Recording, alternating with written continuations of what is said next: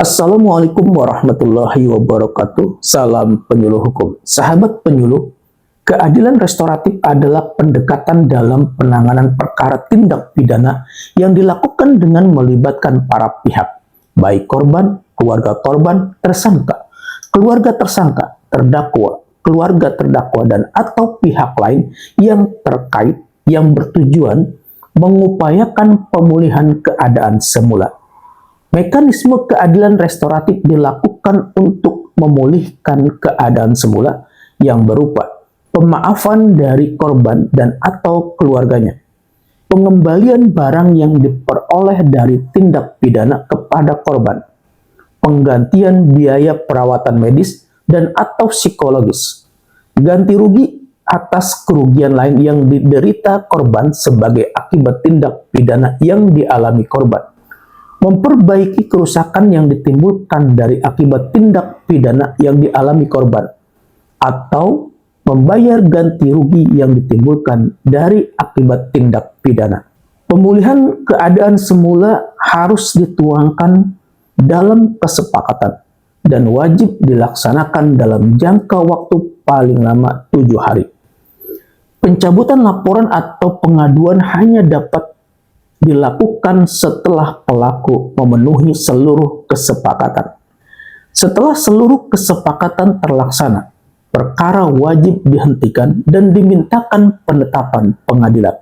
Apabila kesepakatan tidak dilaksanakan oleh pelaku sampai dengan berakhirnya jangka waktu 7 hari, penyidik wajib membuat berita acara pelaksanaan mekanisme keadilan restoratif yang memuat identitas para pihak, isi kesepakatan, bukti pelaksanaan sebagian atau seluruh kesepakatan, dan alasan tidak dipenuhinya kesepakatan oleh pelaku.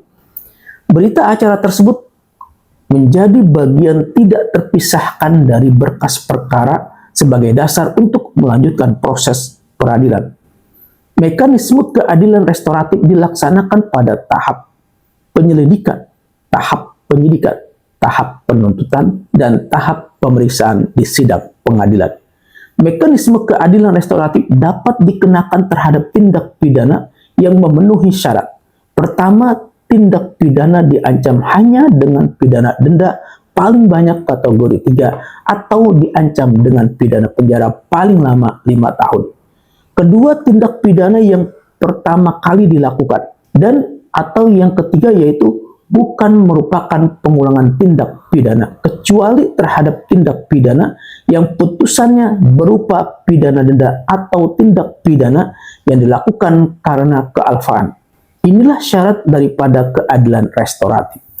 Dalam hal belum terdapat tindak pidana sebagaimana yang disebutkan dalam persyaratan penyelesaian tindak pidana melalui mekanisme keadilan restoratif tersebut, maka berdasarkan laporan korban dilakukan mekanisme keadilan restoratif pada tahap penyelidikan berupa kesepakatan damai antara pelaku dan korban.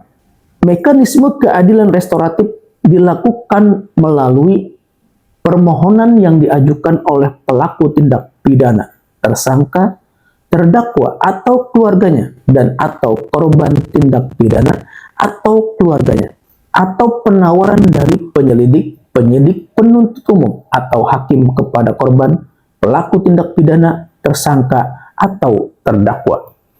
Mekanisme keadilan restoratif tersebut dilakukan tanpa tekanan, paksaan, intimidasi, tipu daya, ancaman kekerasan, penyiksaan, dan tindakan yang merendahkan kemanusiaan terhadap tersangka, terdakwa, korban, dan atau keluarganya.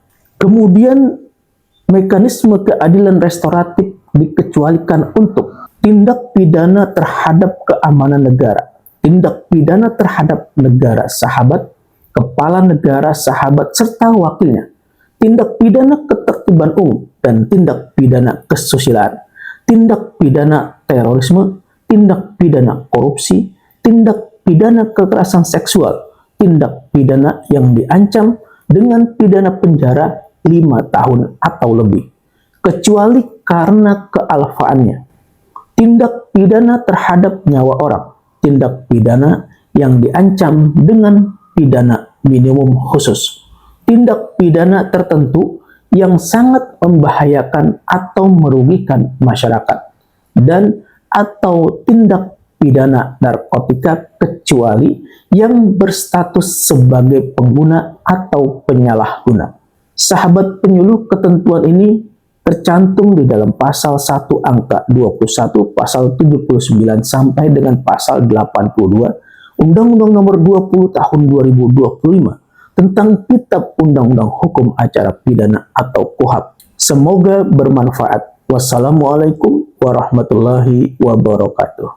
Salam penyuluh hukum.